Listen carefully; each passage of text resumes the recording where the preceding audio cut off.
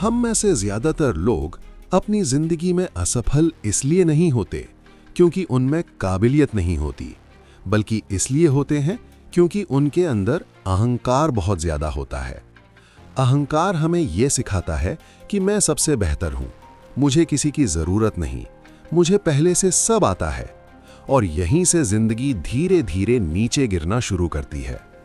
Ryan holiday की किताब ego is the enemy यही सिखाती है कि आपका ईगो आपका दोस्त नहीं, बल्कि आपकी तरक्की का सबसे बड़ा दुश्मन है।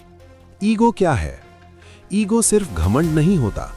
ईगो का मतलब है खुद को जरूरत से ज्यादा बड़ा समझना, सीखना बंद कर देना, आलोचना सह न पाना और हर हाल में खुद को सही साबित करना।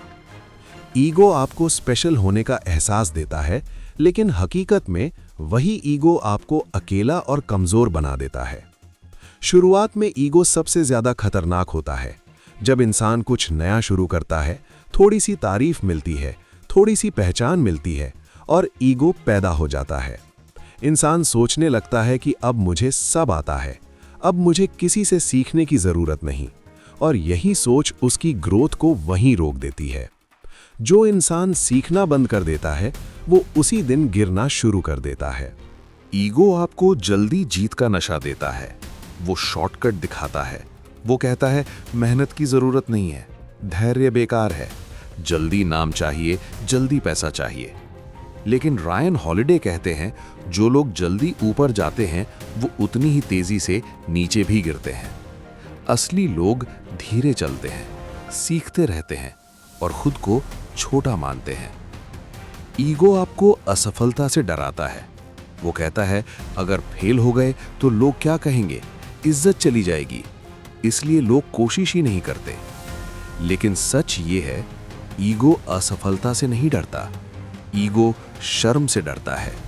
और जो इंसान शर्म के डर से कोशिश नहीं करता, वो पहले से ही हार चुका होता है। ईगो सीखने का दुश्मन है। ईगो वाला इंसान सवाल नहीं पूछता, वो सोचता है मुझे सब पता है। लेकिन दुनिया में सबसे तेज आगे वही बढ़ते हैं जो खुद को सबसे ज्यादा सीखने वाला मानते हैं। रायन हॉलिडे कहते हैं हर महान इंसान पहले एक अच्छा स्टूडेंट होता है। ईगो इंसान को अकेला बना देता है। ईगो वाला इंसान टीम नहीं बना पाता क्योंकि उसे सलाह पसंद नहीं होती, करेक्शन अपमान लगती है, क्रिटिसिज्म दुश्मनी लगती है। धीरे धीरे लोग दूर हो जाते हैं और अकेला इंसान कभी बड़ा नहीं बनता। ईगो सफलता के बाद सबसे ज्यादा खतरनाक होता है। जब नाम मिल जाता है, जब पहचान बन जाती है, तब ईगो चुपचाप अंदर बैठ जाता है।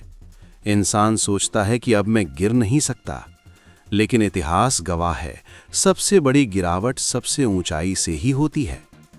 ईगो मेहनत से दूर कर देता है। वो कहता है अब मेहनत क्यों, अब तो नाम है।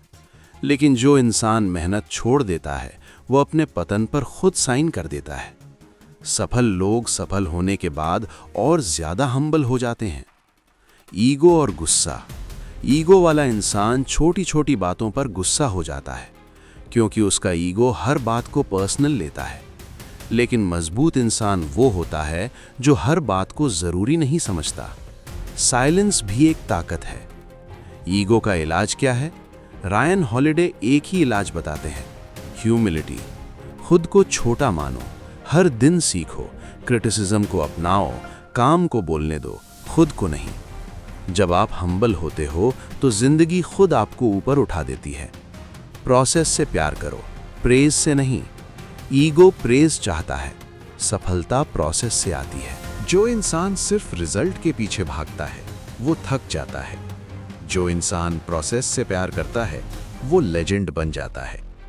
ईगो मरता नहीं है, ईगो को संभालना पड़ता है। हर दिन खुद से पूछो, क्या मैं सीख रहा हूं? क्या मैं हम्बल हूं? क्या मैं ईगो से नहीं बल्कि मेहनत से आगे बढ़ रहा हूं? आपका सबसे बड़ा दुश्मन कोई और नहीं है, ना हालात, ना लोग, ना किस्मत। आपका ईगो ही आपका सबसे बड़ा दुश्मन है। जिस दिन आपने ईगो को काबू में कर लिया, उस दिन से जिंदगी आपके काबू में आ जाएगी। अगर आज की ये बात आपके अंदर कहीं चुभी हो तो समझ लेना सच ने दरवाजा खटखटाया है। अगर आप सीखना चाहते हैं तो लाइक कीजिए, कमेंट में लिखिए मैं सीखना चाहता हूं और सब्सक्राइब कर लीजिए बुक देखे को, क्योंकि यहाँ हम किताबें नहीं पढ़ते, हम खुद को बेहतर बनाते हैं।